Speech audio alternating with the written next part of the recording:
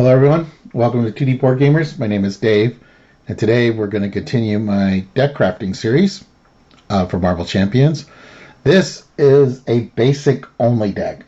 Now, basic isn't technically an aspect, but so quote unquote you choose an aspect, but then you just put in 0 cards of that aspect to have an all basic deck. Now this deck is the way I'm going to present it here is can be used for any hero, but this is a deck that you would want to customize a lot based on like hero needs. But you could try it out as is for any hero, and it will definitely work. But there's lots of cards that you can swap out for other cards. Now the idea behind this deck is to get your deck as small as possible and get to your hero cards, because you want to be able to play your hero cards over and over again. So that's why there's some allies that can do the thwarting and attacking for you while you're getting set up, and you just kind of want to go through your deck as fast as you can to get to your good hero cards. So let's see what we got. So first of all, we have Agent 13. She costs 4, 2 thwart, 1 attack. After Agent 13 attacks or thwarts, choose a shield support. Ready that support. We got Blade. Blade is in here mainly because he's cheap, because he costs 1 thwart, 2 attack. After Blade thwarts or attack, choose to either spend a strength resource from your hand or discard Blade. Now, it doesn't really matter if Blade gets discarded, but if you can keep him out, hey, that's great. Keeps your deck thin. Cosmo. Cosmo costs 2, thwart 1, attack 1, 2 hit points. When Cosmo attacks or thwarts, name a card type, then discard the top card of a deck. If that card is of the name type, Cosmo does not take consequential damage. Now, they errated this card to where you can only choose a player deck or the encounter deck. You can't choose like Doctor Strange's invocation deck or something. Ironheart. She costs 2, 1 thwart, 1 attack, 2 hit points. After you play Ironheart from your hand, draw a card.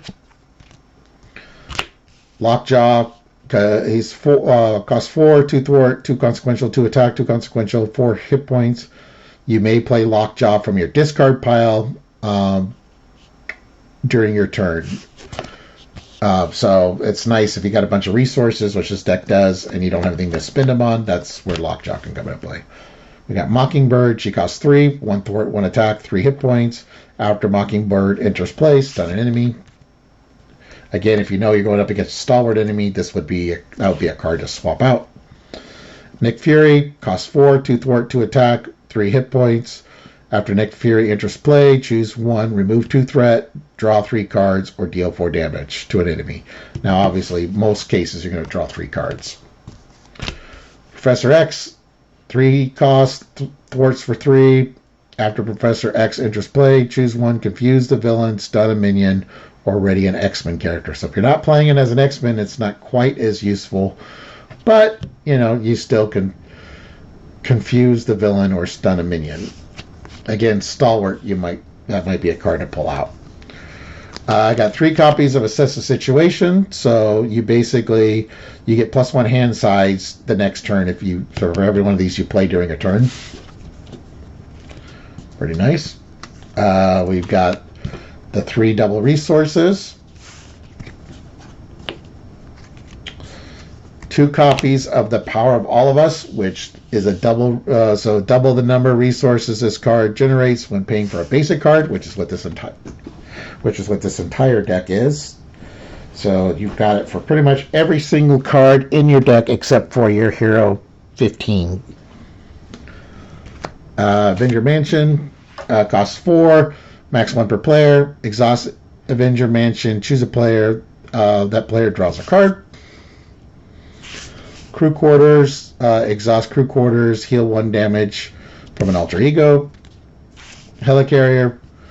You can exhaust it to reduce the resource cost of the next card played by 1. You choose a player. Agent 13 can ready this. Downtime, you get +2 recovery. Endurance, You get plus 3 hit points. Okay, now where we get to some interesting things. We've got one copy of each of the enhances. So enhance awareness, it's got 3 uses. It generates a mental, costs 2. Enhance physique does a physical, and enhance reflexes does an energy. We'll get back to those in a minute. And the final card is target acquired. After boost is turned face up, you could discard target acquired to cancel the boost ability. Okay, so some modifications. If you're playing an Avenger, of course, you could throw a Queen Carrier in. You could even pull out a card, like you could pull out target acquired, or you could, and that'll generate a wild. You got the X-Jet. If you're playing X-Men, same thing, generates a wild.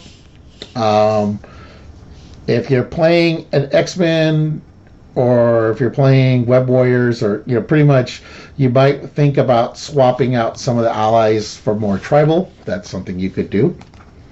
The other main modification I would look into is hero needs. So, for example, if you're playing Captain Marvel, I would pull out enhanced physique and enhanced awareness and swap them out for 2 more enhanced reflexes. So you'd have 3 enhanced reflexes.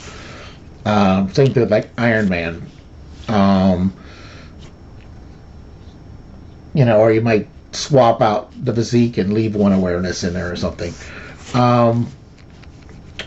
Those are some of the changes that you can make for based on specific heroes. Those are the cards to think about.